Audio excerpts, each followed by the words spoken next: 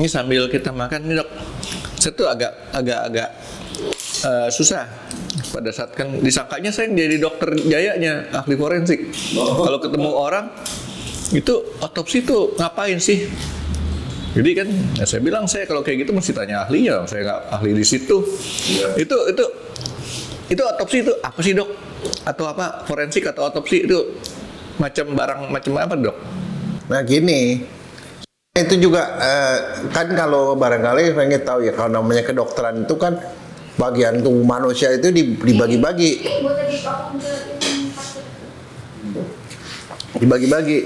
Dibaginya misalnya yang bagian sini telinga, hidung, tenggorok, dari situ aja, gigi di sini doang gitu ya. Paru ya parunya doang. Nah, itu semuanya tujuannya kalau kedokteran itu untuk menyembuhkan orang, mencegah rasa sakit atau mencegah kematian. Itu tujuan kedokteran. Nah, tapi ilmu kedokteran itu bisa dipakai untuk membantu orang hukum, penegak hukum untuk memvonis orang secara adil. Misalnya contoh gini, kalau saya punya batu, saya lempar ke rumah orang, kacanya pecah, maka kacanya itu sama batunya itu akan dihadirkan di pengadilan bahwa orang ini merusak properti orang, dia dihukum. Ya kan? Batu tetap batu, kaca yang pecah tetap kaca yang pecah sampai kapanpun. Makanya itu disita sama polisi. Nah sekarang coba kita ganti kacanya itu dengan kepala orang. Saya lempar kepala orang, dia luka berdarah, kan sebenarnya sama. Maka yang terjadi adalah kepala itu menjadi barang bukti yang mestinya disita sama polisi. Tapi kalau disita polisi gak ada gunanya. Nah kalau diadili orang yang lempar batu itu, dihadirkan baru pengadilannya sebulan kemudian, lukanya sudah tidak ada. Jadi kalau batu dilempar ke kepala orang katanya mati, bisa mati ya, mengakibat kematian ya? Iya, bisa mati, bisa luka. Orang dilempar sininya nih dok, mati juga dok. Percaya dok? Lempar ininya nih, bisa mati juga. Cuma dia lagi begini dok. Iya. Nah gini, kalau kepala itu dihadirkan di pengadilan kagak bisa. Karena kenapa? Begitu ada pengadilan, lukanya udah nggak ada. Udah sembuh. Mungkin orangnya mati, ya kan? Udah nggak bisa. Apalagi, coba bayangin kasus pemerkosaan. Pemerkosaan begitu kejadian, ada luka pada kelaminnya. Tapi kalau di pengadilan harus dihadirkan, mesti dilihat sama hakim kelaminnya. Kan nggak mungkin. Nah makanya ada dokter ya yang diminta oleh hakim untuk merekam itu. Itulah dokter forensik. Dokter forensik merekam luka dan menerangkan pada hakim sehingga hakim tidak perlu menghadirkan barang bukti berupa manusia karena manusia bisa berubah. Situasi bisa berubah dan tidak etis. Kan kalau dokter periksanya kan di tempat tertutup. Nah, hadir itulah gunanya dokter forensik.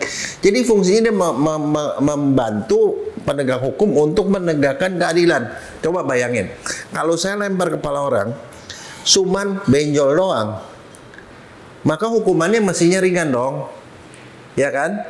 Tapi kalau dipukul sampai retak kepalanya, tulangnya pecah, mesti lebih berat dong. Kalau sampai perdarahan otak, lebih berat kan? Nah, sekarang masalahnya, siapa yang tahu lukanya seberapa jauh? Itulah dokter. Makanya dokter yang diminta untuk menilai itu. Itulah dokter forensik. Jadi kalau ditanya, dokter forensik itu apa? Dokter yang menggunakan pengetahuan kedokterannya untuk membantu orang hukum untuk membuat keadilan. Nah, jadi itu tujuannya dokter forensik. Makanya dokter forensik berarti bukan cuma terbatas di kepala. Tadi kan itu dari atas sampai ujung seluruhnya.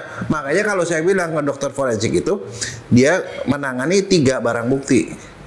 1 orang hidup, orang yang diperkosa, orang yang dianiaya, orang yang merasa dirugikan karena bayinya ketukar, itu forensik klinik namanya.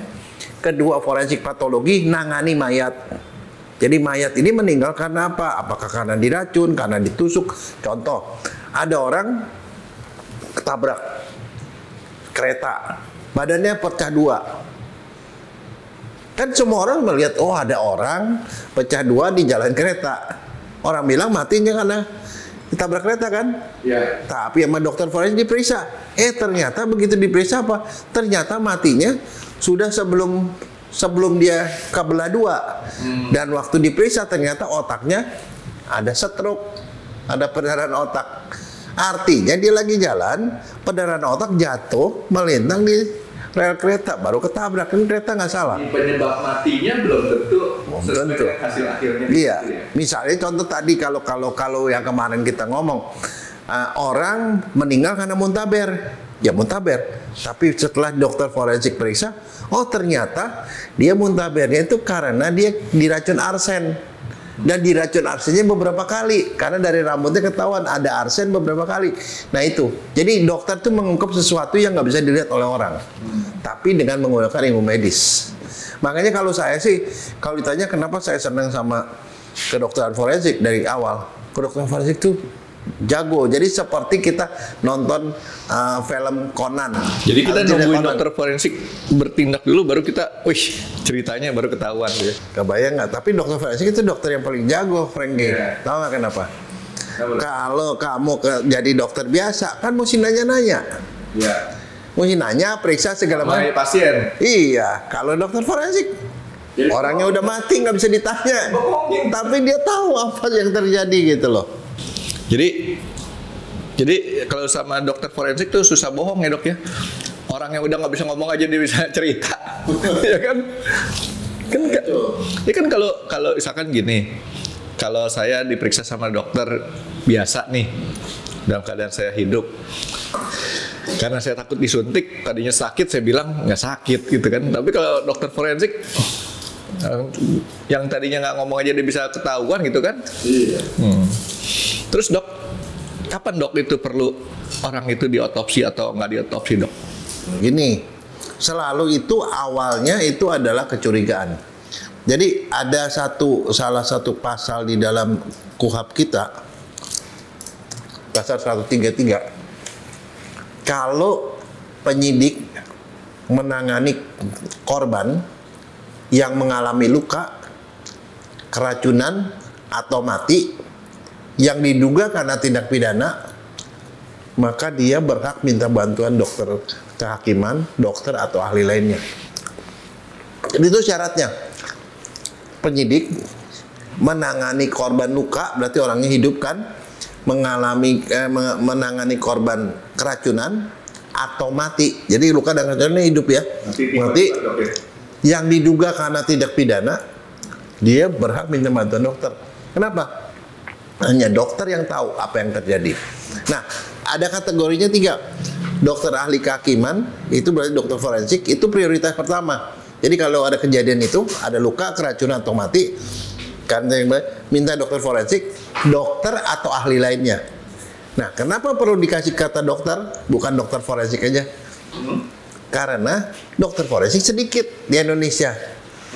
Nah, kalau misalnya contoh di Irian tidak ada dokter forensik, misalnya ya, Provinsi Irian. Terus ada kejadian di situ, masa sih nggak bisa diadili gara-gara nggak ada dokter forensik? Makanya dokter adalah orang kedua, lapis kedua. Nah, yang lapis ketiga apa? Ahli lainnya. Kenapa perlu ahli lainnya? Karena kadang-kadang ada dugaan dia meninggalnya karena racun. Ahli racun dipanggil. Dikerjakan bahan kimia, ahli kimia dipanggil. Jadi ahli-ahli lain tuh bisa dipakai untuk membantu juga, makanya itu. Jadi kasusnya itu. Jadi kuncinya, kata kuncinya adalah diduga karena tindak pidana. Ahli santet nggak ada dok ya? Santet dulu mau dimasukin ke dalam KUHP, tapi belakangan sih ditolak orang. Kenapa? Ya itu susah pembuktiannya.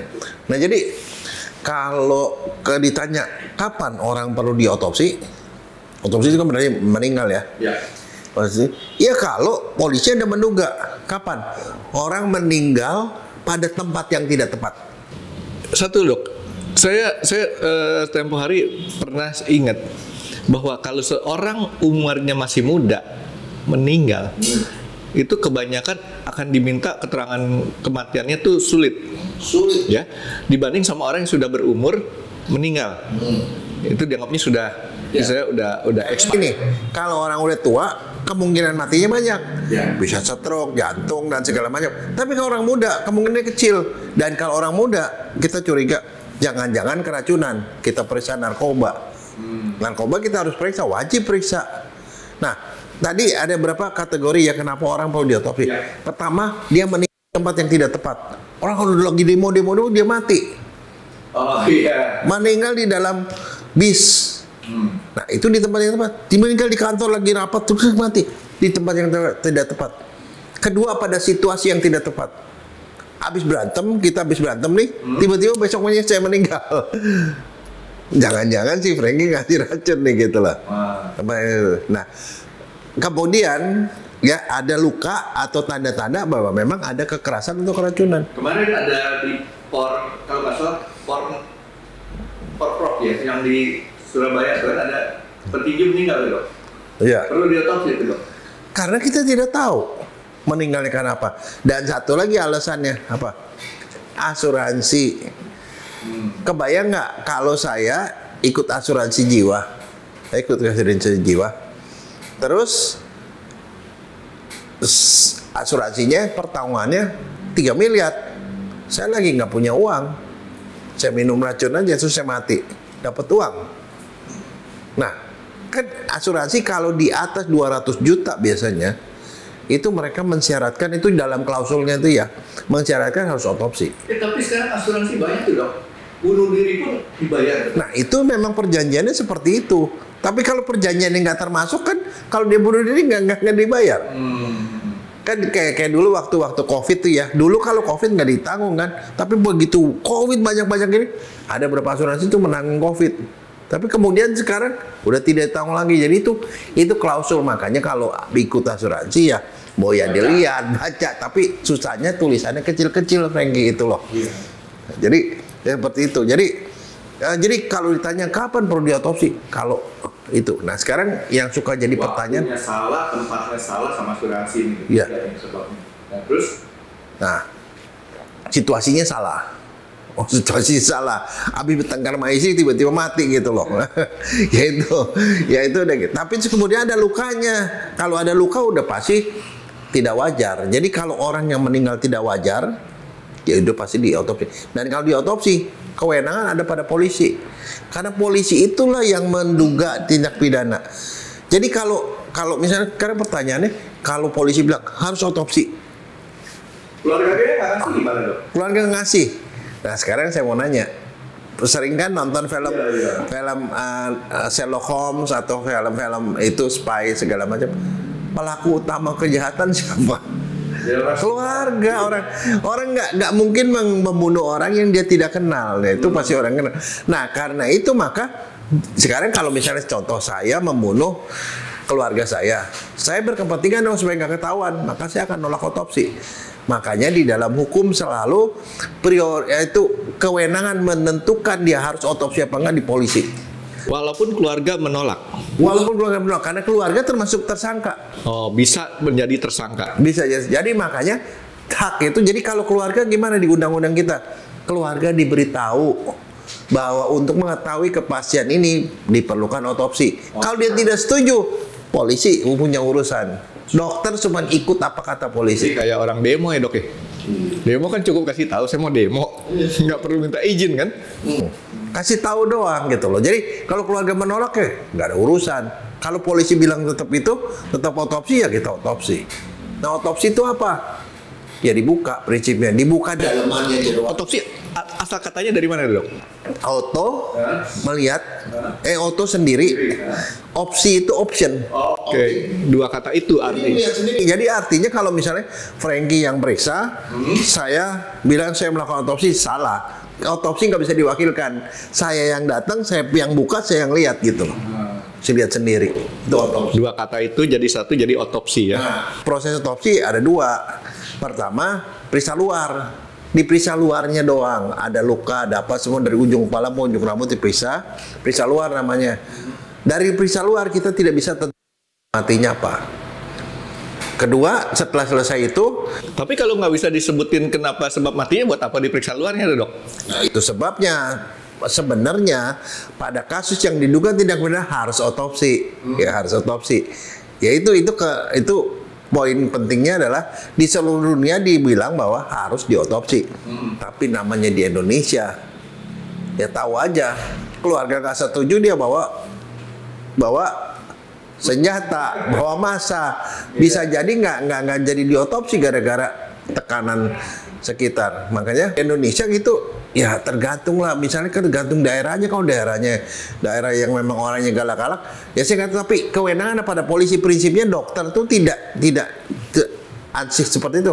Jadi saya begini nih, Frankie, saya pernah nangani gini, saya lagi otopsi nih siang-siang nih di RSCM nih, lagi baru periksa luar, polisi minta otopsi, tapi kan saya biasanya periksa luar, terus polisi hubungi keluarganya sudah tahu, concern dia sudah tahu, saya baru otopsi gitu loh, bukan minta izin nih, cuman kasih tahu, polisi kasih tahu. Jadi saya baru periksa luar, digedor-gedor kamar mayat, kamar otopsi, tahu nggak? Saya ini sih punya mantrinya kabur semua. Takut kan dari gedorannya ketahuan orang yang galak gitu loh. Galak. Begitu itu koas mahasiswa kabur semua. Cuman tinggal saya sendiri siang-siang sama korban. Akhirnya karena dia mengganggu kan, saya buka. Begitu buka, ditunjuk sama ya. Dokter, kalau dokter otopsi, saya otopsi dokter. Habis begitu saya kaget setengah mati, Frankie. Loh, saya dalam hati saya ini Dia dokter forensik juga dia. Terus kaget saya bilang, Bapak maunya apa? Ini adik saya dokter, saya tidak mau diotopsi. Iya Pak, saya tahu, tapi ini surat polisi minta otopsi Pak. Saya tidak mau.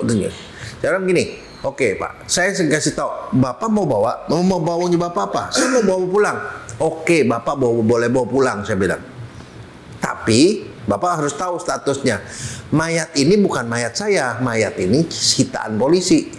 Dititipkan ke saya untuk diperiksa.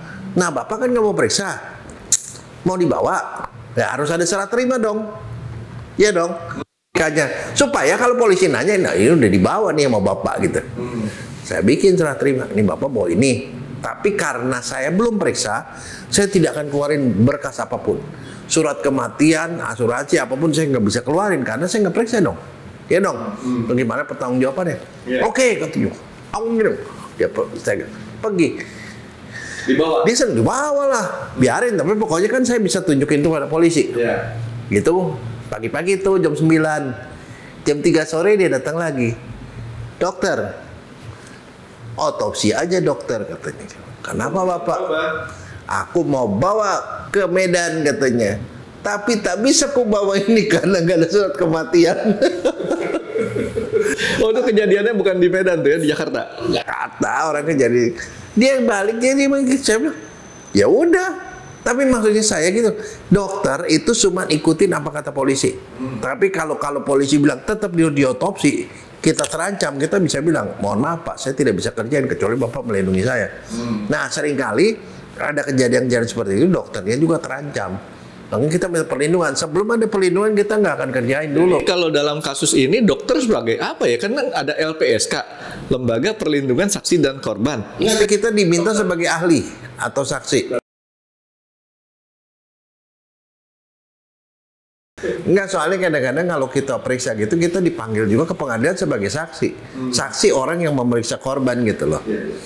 Saksi. Jadi ya itu sih ini ya, maksudnya saya tuh ya resikonya seorang dokter forensik. Tapi kalau saya sih, saya nggak mau ngelawan yang begituan. Pernah tahu Frankie yang Hercules pernah ngamuk di RSCM loh. Herculesnya saya tahu, kasus ngamuknya saya nggak tahu. Dia ada salah satu anak buah, salah satu anak buahnya diminta polisi untuk diotopsi. Ya karena biasalah mereka kekerasan gitu ya, diotopsi. Kita sih nggak tahu, tapi rupanya keluarganya ini tidak minta izin dia sebagai bos. Diotopsi dengan izin keluarga doang, bukan izin ya, pokoknya dengan pengetahuan keluarga. Dia ngamuk, dia obrak-abrik itu kamar jenazah. Diobrak-abrik, dokternya diancam. Nyari apa? Hah? Ya karena dia tidak senang di otopsi. Malah dia menduga pada ini jangan-jangan organnya diambil segala macam. Jadi mayatnya selesai diotopsi, habis dijahit dibawa ke rumah sakit. Sampai dibongkar lagi tuh. Tapi dokternya ada satu dokter tuh yang diancam mau diotopsi sama dia. Betul. Itu dokternya apa dibaringin di meja otopsi mau diotopsi sama dia. Dok, kalau otopsi gimana dok? Silakan. Iya enggak, maksudnya saya itu resikonya seorang dokter, tapi kita nggak layak juga tuh untuk sampai bela-belain sampai kita tuh terancam gitu. Kalau kita terancam ya enggak lah. Kalau sampai kayak gitu ya, buat diri sendiri ya. Ya teman, asal jelas aja. Kalau saya sih jelas. Saya bilang, kalau saya tidak periksa, saya tidak akan keluar surat kematian. Kalau ada asuransi saya tidak mau. Dok, berarti kan kalau otopsi berarti udah hampir dipastikan ada pembukaan ya? Dibuka 3 rongga kepala dibuka, jadi otaknya dilihat, rongga dada berarti paru jantung diperiksa sama perut. Ini kalau dibuka pakai apa dok? Gaji. Pakai gergaji. Dipotong sini, dikupas, terus tulangnya digergaji, dibuka gitu.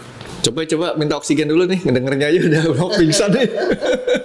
Enggak, tapi itu sebenarnya otopsi itu sih di semua negara ya, di semua. Terus Kepala, dada, perut. Yang dalam, karena dalamnya kita tidak tahu dalamnya kalau kita buka, nggak kecuali kita buka.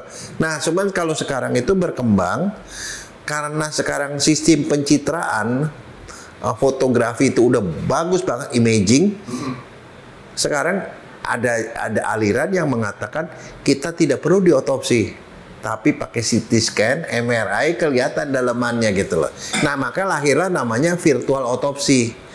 Otopsi tapi bukan pakai kita belek langsung, tetapi pakai CT scan. Belum di Indonesia ini.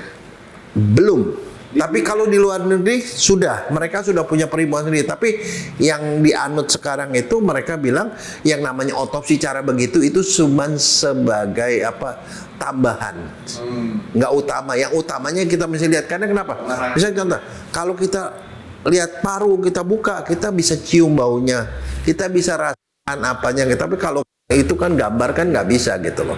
Walaupun beberapa yang nggak kelihatan pakai mata itu bisa kelihatan di gambar gitu loh. Otopsi ada tangan nggak dok sama kepercayaan tertentu? Oke, nah begini, kebetulan saya ini termasuk orang yang aktif juga di ICFMO, namanya Islamic Country Forensic Medicine Organization. Jadi organisasi dokter forensik negara-negara Muslim.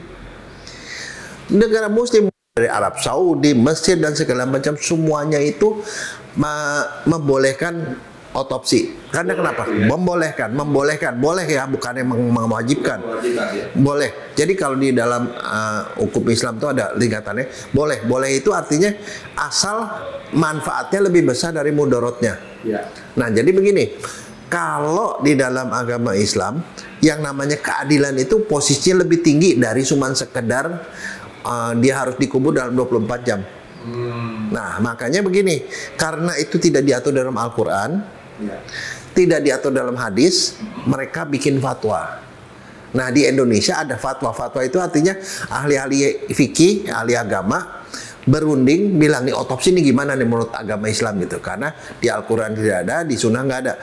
Nah, mereka bikin keluarin fatwa. Nah, di kita tuh ada fatwa MUI yang mengatakan bahwa mubah, boleh melakukan otopsi. Karena kenapa? Kepentingan dianggap lebih besar ininya daripada kemudaratannya gitu loh. Ya seperti itu. Agama lain membolehkan. Tapi yang jadi masalah cuma Muslim itu. Karena mereka harus 24 jam harus dikubur gini-gini. Jadi saya waktu itu di dalam ICFMO itu saya bawain beberapa makalah tentang apa aja sih yang dibolehkan di dalam negara Islam mengenai forensik ya. Karena negara kita kan mayoritasnya Muslim dok. Jadi artinya supaya kita jangan sampai kita seiring sejalan dengan agama. Gara-gara kita lakukan itu kemudian kita didemo oleh orang, dibawain obor kan. Jadi begini, yang saya dapatkan ya, itu yang saya presentasikan di konferensi itu, bahwa di Indonesia nih, di Indonesia MUI itu sudah punya banyak fatwa. Fatwa ya jadi fatwanya tuh intinya adalah menguburkan 24 jam setelah meninggal Itu prioritas. itu bisa disimpangi pada beberapa keadaan. Artinya kalau ada kepentingan yang lebih penting, otopsi itu boleh. Terus menggunakan jenazah untuk penelitian boleh, penelitian. Menggunakan ini menunda itu untuk pendidikan boleh, pendidikan dokter supaya dokter juga tahu segala macam. Ya, terus jadi diteliti boleh, diapain boleh. Terus kemudian yang nggak boleh cuma satu, ditaruh di museum nggak boleh. Jadi setelah selesai proses harus dibalikan, diupacarakan secara agama Islam dan harus dikubur. Udah itu doang. Sekarang ada pameran-pameran di museum, mami itu udah pasti melanggar lah ya. Bukan, itu pasti bukan Muslim. Bukan Muslim. Ya. Jadi itu sebabnya di Indonesia yang namanya museum kedokteran kan ada hati, ada apa gitu sih, ada organ-organ manusia dan segala macam. Itu semuanya itu adalah warisan Belanda. Yang taruh di formalin itu dok ya? Itu bukan yang baru-baru gitu, yang baru-baru nggak pernah. Nggak ada ya? Nggak ada. Karena saya juga pernah mentok yang sama begituan. Pada waktu saya dapetin satu kasus namanya Maici. Itu ada seorang Muslim di Bekasi ditemukan dalam kondisi mumi. Waktu itu saking bagusnya, kondisinya bagus gitu loh. Kan saya pikir, wah mumi di Indonesia kok keren banget gitu ya. Karena saya bisa pakai buat bahan untuk pengajaran.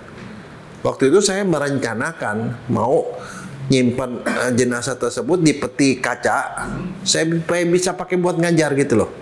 Dan ditaruh di museum kedokteran. Nggak boleh dari MUI, nggak boleh dia bilang. Dokter boleh ambil, boleh teliti, boleh diperiksa mikroskop, boleh Hanya untuk keperluan pendidikan. tapi tidak boleh disimpan di museum, di showing. Karena itu harus orang Muslim harus dikubur gitu.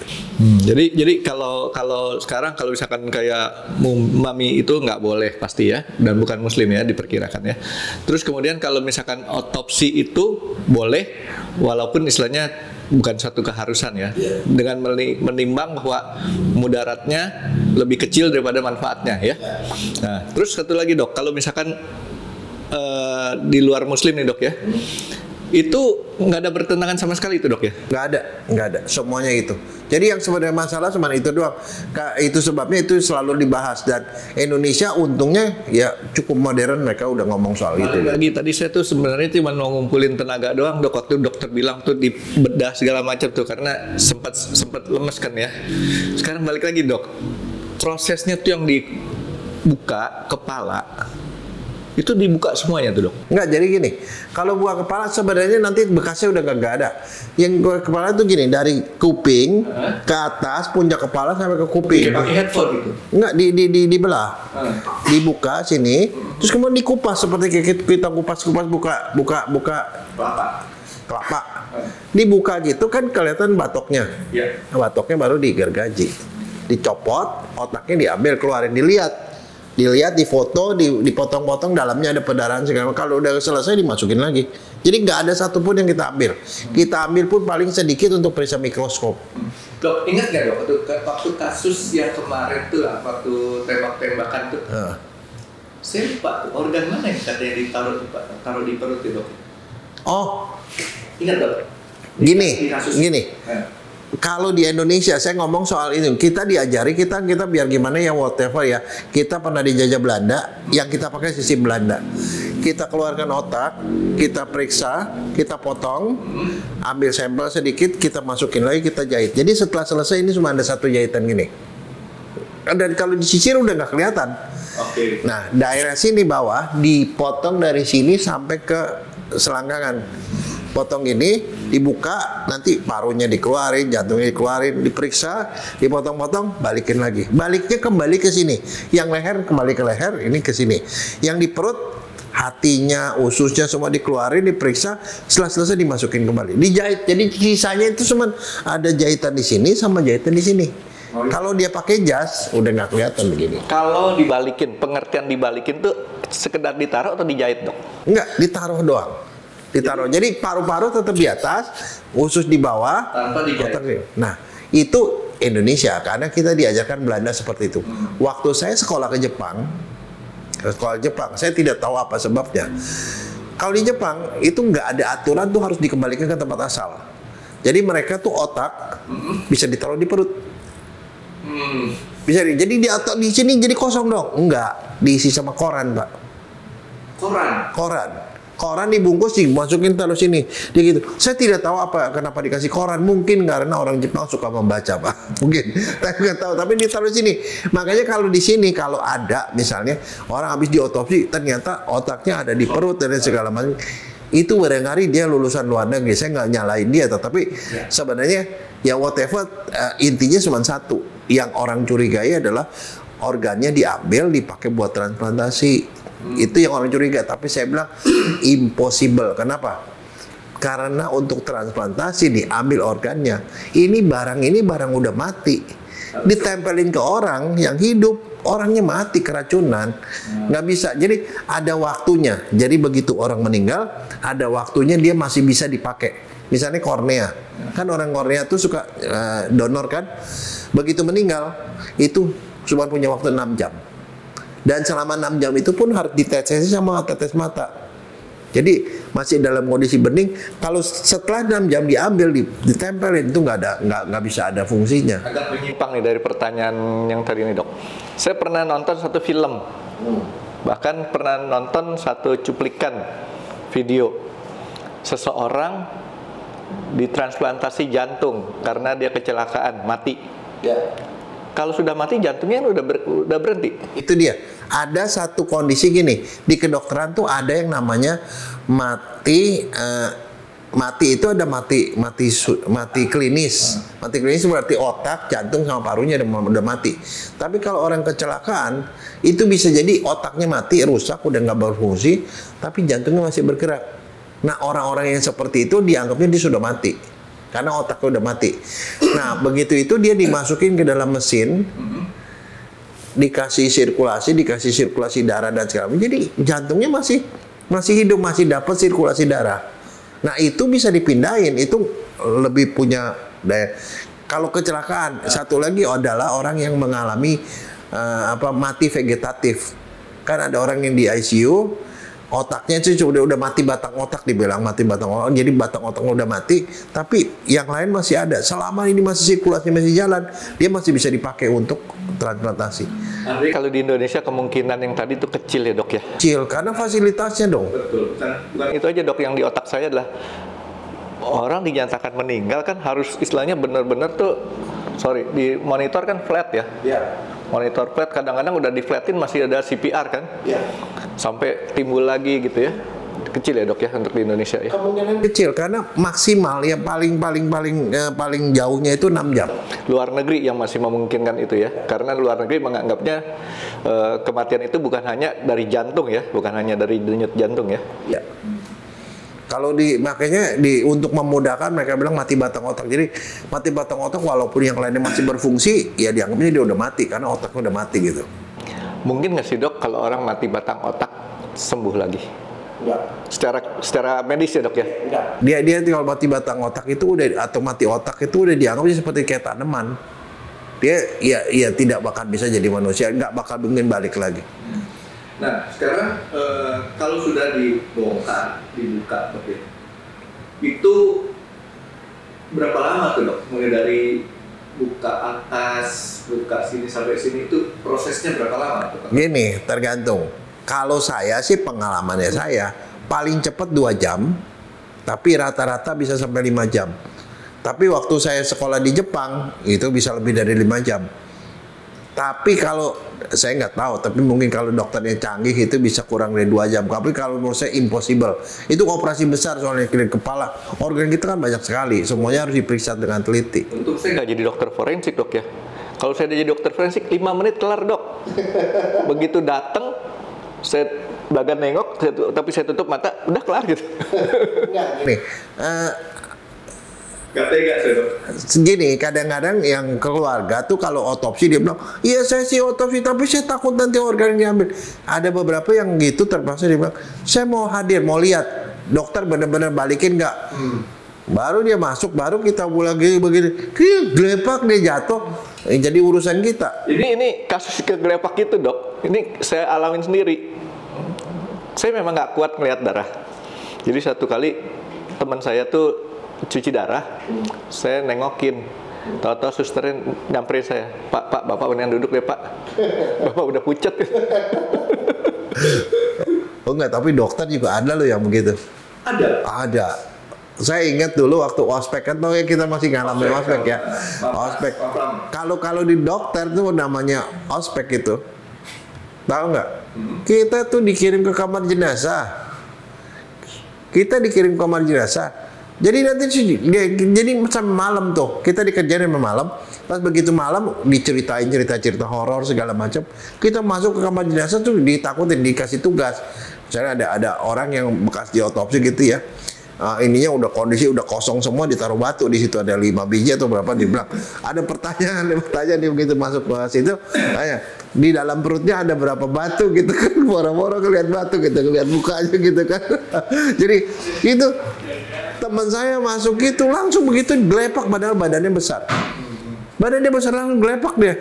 Saya sih jadi kalau soal kayak gitu nggak takut, tapi kalau ngelihat darah kayak burung beo, Dok, tahu burung beo kan, lihat darah mati kan, udah parah deh gitu.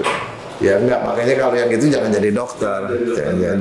Mendingan jadi bosnya dokter aja, jadi pemilik rumah sakit. Nah, jadi artinya itu 2-5 jam tuh Dok ya? Iya. Dan mahasiswa udah melampaui itu semua tuh ya? Iya, karena mereka harus melewati itu. Tingkat berapa Dok?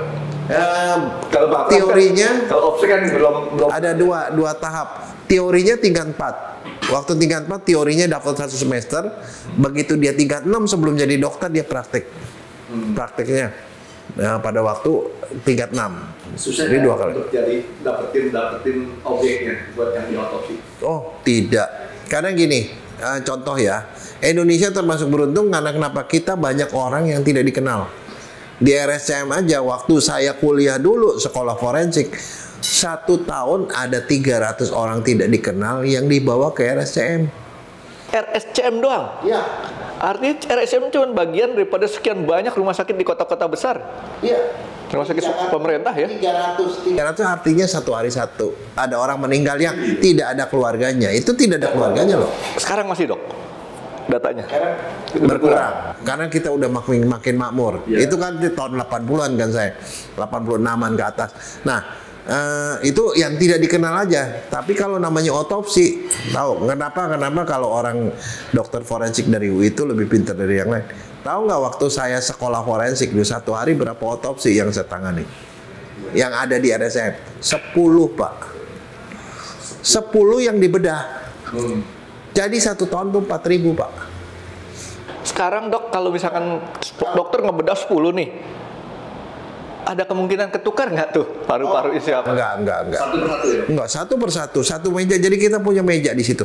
Mejanya itu kalau di sekarang itu ada 6. Nah, 5 atau 6. Itu satu meja satu. Dan kita periksanya di tempat situ doang, selesai dimasukin di situ juga.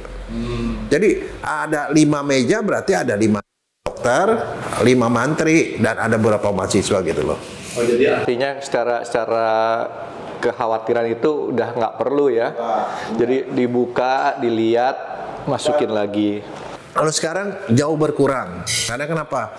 Karena kita punya murid sudah banyak Pak. Yang sekolah forensik banyak. Jadi dulu semuanya di RSCM otopsi. Selalu kalau ada orang hilang, keluarga hilang, tidak wajar, pasti ada di RSCM. Cari RSCM, kalau nggak ada berarti aman, masih hidup. Selain RSCM, yang itu mana lagi Dok? Sekarang nih murid kita udah di mana-mana, di rumah sakit, di rumah sakit ini apa, Tarakan ada, di Persahabatan ada, di rumah sakit Fatmawati ada, di rumah sakit Polri ada. Jadi kalau sekarang ya lebih repot ya, tergantung mereka menyebar. Jadi makanya yang tadi dokter bilang 1 tahun 300 RSCM mungkin jumlahnya tetap sama, tapi mungkin distribusinya terdistribusi ya. Lagi, jadi itu yang ya sebenarnya sih buat keluarga juga menyulitkan. Jadi mereka mesti cari di mana-mana gitu loh. Terus kalau misalkan 2-5 jam seperti itu, apa yang terjadi itu Dok? Artinya semua tetap berada di ruangan yang sama atau kita? Jadi gini, kalau jenazah masuk, prosedurnya begitu ada surat polisi, jenazah masuk kita periksa luar. Selesai periksa luar, hukum memberikan waktu 2 kali 24 jam untuk keluarga. Jadi istilahnya kita mesti kulonungun sama keluarga. Ini kita mau otopsi karena polisinya minta gitu. Bukan minta persetujuan, kasih tahu. Kalau mereka nggak setuju, silakan koneksi sama polisi gitu lah. Jadi pada saat dia datang, periksa luar, depan, belakang, atas, bawah ya? Iya semua. Nah, terus kemudian nunggu 2 kali 24 jam. Nah, Jenazah keburu berubah dong, Dok. masuk kulkas. Kita punya kulkas itu loh. Kulkasnya kita banyak, kita ada di atas ada di bawah, masukin kulkas. Nah, setelah kulkas kalau keluarganya ada itu. Nah, kalau setelah 2 kali 24 jam keluarga nggak ada, dokter harus melakukan apa yang diperintah polisi. Tanpa Mungkin nggak sebelum 2 kali 24 jam? tidak. Pasti 2 kali 24. Undang-undang ngomongnya, KUHAP mengatur itu 2 kali 24 jam. Jadi setelah 2 kali 24 jam tanpa minta izin siapapun gitu. Jadi Tanpa kasih tahu siapapun ya. dan keluarga nggak boleh protes karena itu undang-undang, silakan ubah lah undang-undang seperti itu. Nah, kalau udah dibuka selesai. Nah, jadi ada 2 ya. Ada keluarganya, setelah selesai otopsi kan kita balikin lagi, kita jahit, kasih ke keluarga. Nah, itu udah milik keluarga, bukan milik polisi lagi. Keluarga boleh kubur atau kremasi. Tapi kalau orangnya nggak dikenal, nggak ada keluarganya, atau yang seperti tadi kita otopsi tanpa itu, kita kasih ke dinas pemakaman. Mereka akan kubur, ada kuburan yang nggak dikenal, itu kasih nomor bersama. Apa bedanya dok hasil otopsi yang saat dia terjadi kematian, kemudian selang berapa jam kemudian, selang berapa hari kemudian, sama selang berapa bulan atau selang berapa tahun, itu gimana bedanya dok? Apa hasil akhirnya? Ada penurunan kualitas di mana? Sangat. Karena contoh, ya nggak usah jauh deh. Kita misalnya contoh, kita luka. Sekarang lukanya masih berdarah.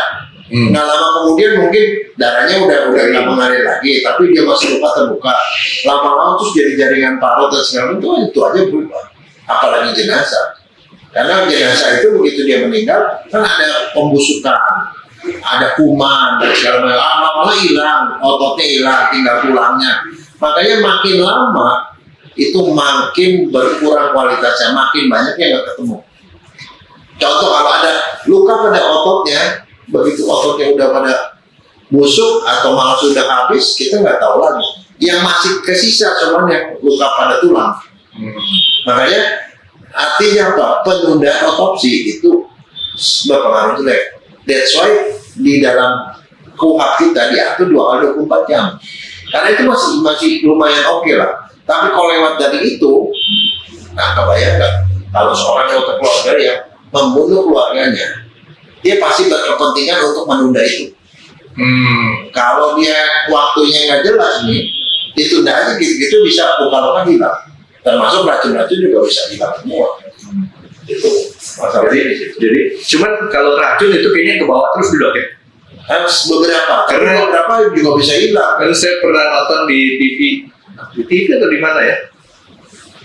Raja siapa Mesir, maminya itu diracun meninggalnya, ketahuan. Tapi dok, ini intermezzo aja dok. Dokter sama dukun pinteran mana dok? Dokter forensik sama dukun. Kita dukun dok. Nah, artinya dukun nggak perlu dia bedah, diajak ngobrol aja gitu udah tahu ya kamu matinya kenapa ya. Saya bilang kan gini, di sini teman saya itu yang namanya jelangkung itu nggak bisa dipakai jadi bukti di pengadilan. Ya, kalau bisa dipakai nggak usah otopsi. Nggak usah otopsi. Kita aja suruh ngomongin dia. Gitu. Jadi, Cuma akurasinya itu tergantung keyakinan ya. ya. Kalau dokter forensik itu artinya Tapi pertanyaannya gini, bisa nggak dokter salah? Bisa. Karena loh, sekarang contoh misalnya kasus keracunan arsen lah, gejalanya kan muntaber. Seorang dokter misalnya, dokter yang tidak punya pengetahuan toksikologi, oh iya. dia periksa yang ketemu ada muntaber, sebab mati karena muntaber, ya berarti makannya jorok kan. Tapi usul mati ternyata muntabernya karena keracunan arsen berarti dibunuh kan. Kasus berubah. Muntaber bisa menyebabkan kematian dok ya? Mati karena kekurangan Dehidrasi. ya. Jadi Ujungnya sama, cuma kalau itu kan kalau gitu ke muntaber karena keracunan arsen gitu loh. Kan kalau muntaber karena kuman, ya kan, ya kolera atau apa gitu. Jadi forensik memang tujuannya adalah untuk membantu mencari keadilan. Dari keadilan. Berapa dokter forensik di Indonesia? Di Indonesia sekitar 200-an. Dan itu juga, bayangin Indonesia segede ini, sedikit sekali.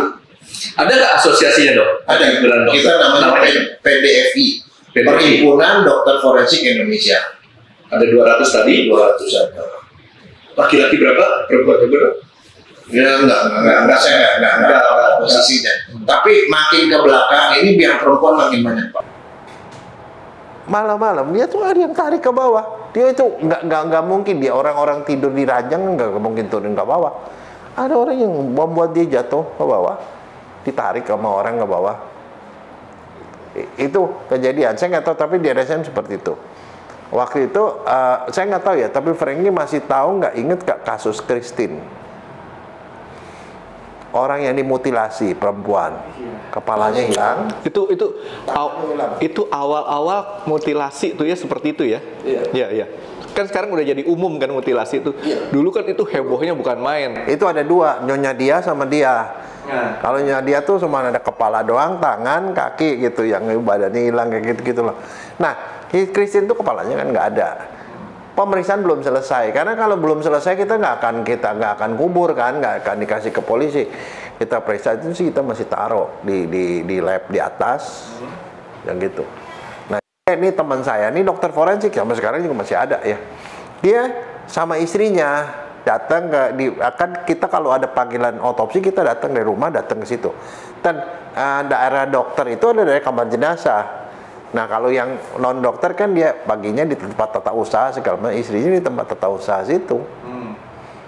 Terus suaminya otopsi. Begitu udah pulang dia bilang, "Mas, itu ada pegawai yang rajin banget katanya. Dia naik perempuan yang naik ke atas ini pada waktu itu kepalanya masih ada di atas. Badannya naik ke atas." Badannya naik ke atas? Enggak, maksudnya kepalanya tuh masih disimpan di atas karena periksanya belum selesai. Nah, si istri itu kelihatan ada perempuan naik ke atas tuh tengah malam, nggak ada orang lain. Orang soal itu cuma dokter sama mantri doang. Penampakannya untuk orang gitu. Oh. Tapi ada yang aneh-aneh sih, ada beberapa yang bisa ketemu. Saya dulu ketemu dokter Munim tuh. Dokter Munim, ketemu dokter Munim ngobrol gitu, "Hei dok, gini." Begitu kan. Berapa jam kemudian dokter Munim baru nongol dan datang. Tadi siapa? Dia baru datang. Dia menjelma jadi dokter ya, Munim. saya tidak tahu. Iya. Munim Idris ya. Nggak kayak gitu. Itu ada sih gitu-gitu. Tapi kalau saya sendiri sih, saya cuma bilang pikir ya yang gituan, ya mungkin ada ya. Tapi saya buat kita kalau ketemu gitu kan sesuatu yang nggak beruntung ya. Buat dia juga sebenarnya nggak beruntung kalau menurut saya. Jadi itu nggak setiap orang punya bakat untuk ngelihat yang gituan. Saya tuh termasuk orang yang nggak punya bakat, tapi cerita-cerita begitu tuh ada. Kalau saya ngalamin, tapi buat saya itu bukan salah dulu, tapi ya satu kali saya bangun tidur ada perempuan seperti namanya salin tangan saya tengok dia masih tidur. Tapi ya saya anggap ya itu udahlah, dia berlaku sopan sama saya kok. Dok, kita makan dulu dok, ini kayaknya nggak dengerin kita buka-buka. Ini saya jangan sampai ada persepsi ini ada yang kita buka dok. Oke, yuk makan dulu yuk.